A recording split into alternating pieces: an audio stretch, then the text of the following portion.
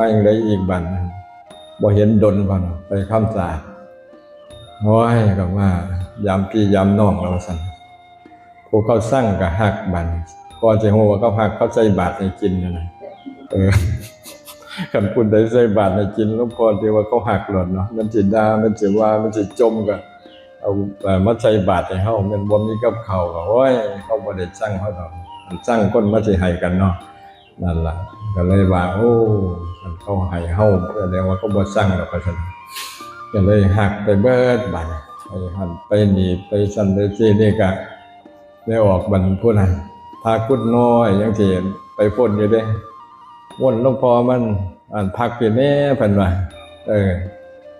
ว่าจิแรกก็ว่าอยู่ดอกบันท่านนิยมบ่ได้ซื้อบักพร้าวมาเบิดพันกว่าไปซื้อบักพร้าววางหลวงพ่อนี่ดึงเอาหยังรอบ่ได้นอกจากบักพร้าวนะมันก็ไปซื้อมาพันกว่าเต็มรถเลยฮอดนี่ก็ขนแบ่งให้หมู่เนี่ยขนตึงตังลง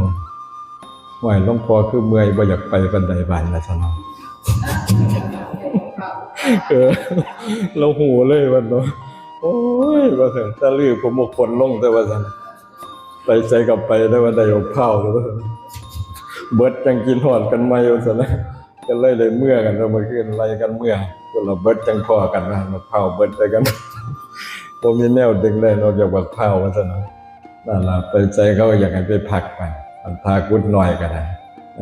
ไปหม่องใดก็ถามว่ามีดีบ่วัดบ่เอามีโอกาสไปพักนำดอกไป